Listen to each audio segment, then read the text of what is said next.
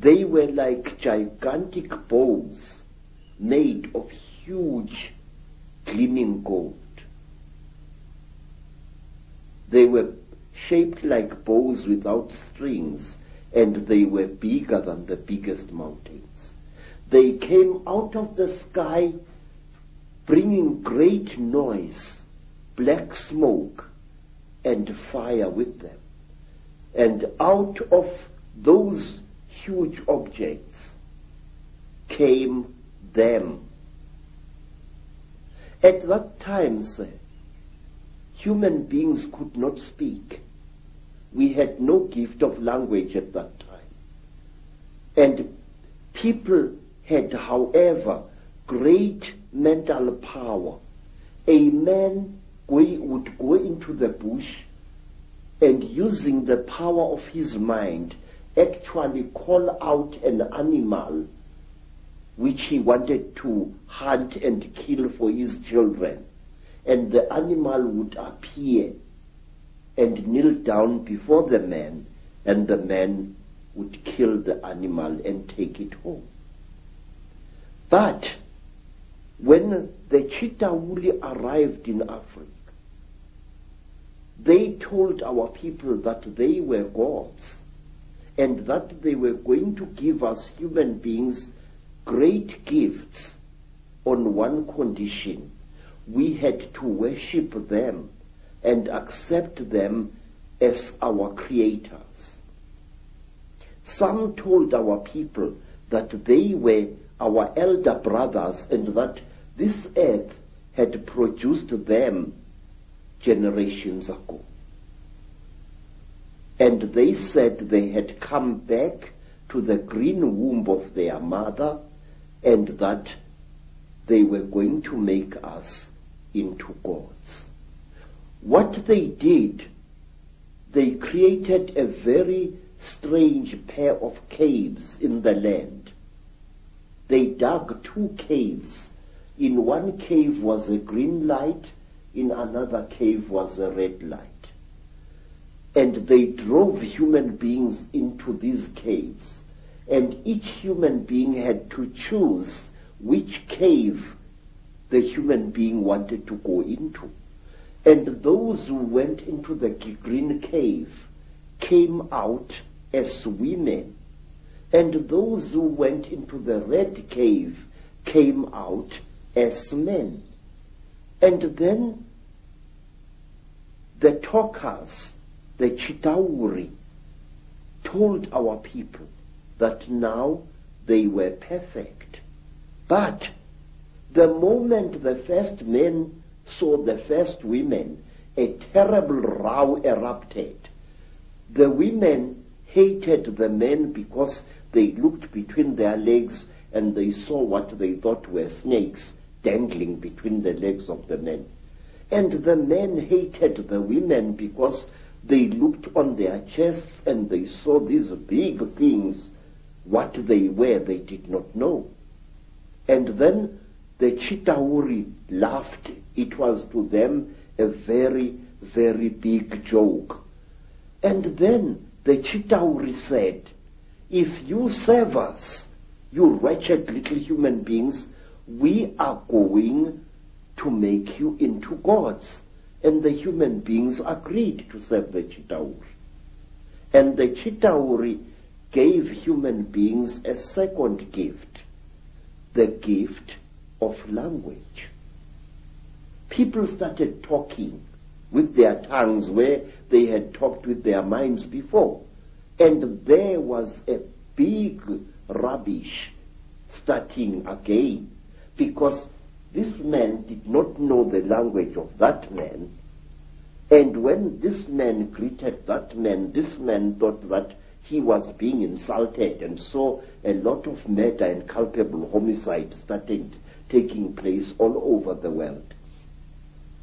When our people were given language, they found to their horror that they had lost much of their mental powers. They had paid a terrible price. But the Chitauri were now the masters of human beings.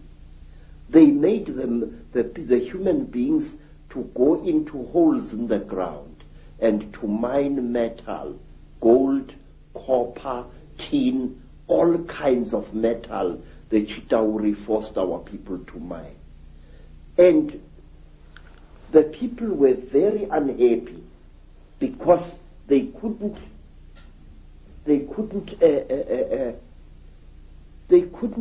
cope with the new sexual differences which were there now between men and women.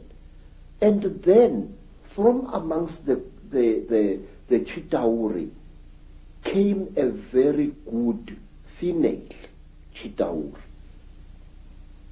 Her name was Mai Nzarantwari Samahongo. Mai Nzarantwari Samahongo was the senior wife of the terrible chief of the Chitauri, Umbaba Gorontwari Samahongo. She was sorry for human beings, this great reptile lady. She said to the poor people, "Ow, you are unhappy." And the people said, "Yes, great one. We go into the holes every day, we dig the stones and we bring it to the gods, but we are not happy." And Mai Nzarantwari scratched her scaly chin and began to think and to think. She was terribly ugly.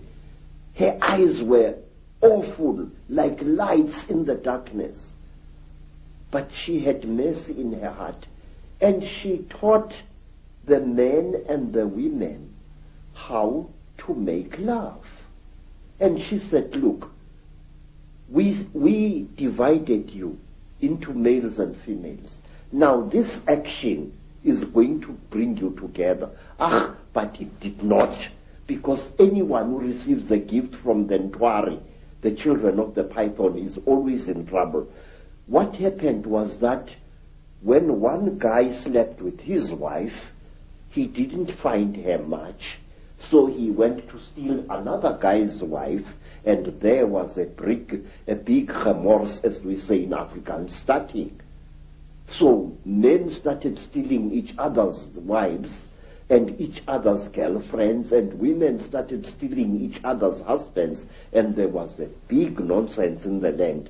And King Umbaba, the terrible lord of the Ntwari, the reptile people, said, "Look what you've done, you stupid old woman.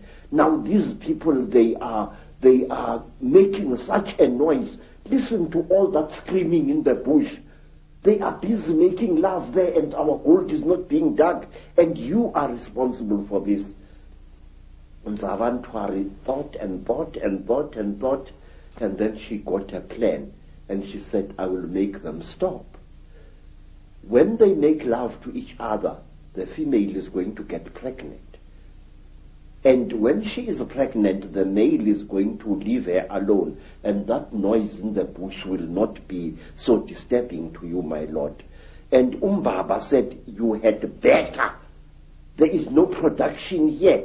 And so all the women in the world was pregnant, and Umbaba was furious with his wife. And so it went on and on, until one day Nzarantwari activated a black hero called Mweru.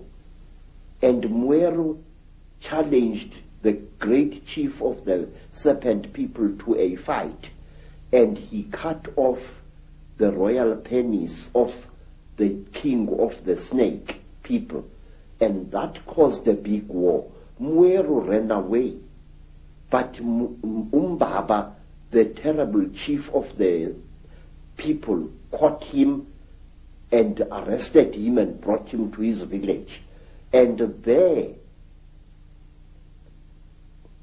the great chief Gorontwari Umbaba said, "Look, you cut off my thing, and I have replaced it with one made of gold, and I can't make love to my wife anymore. You think too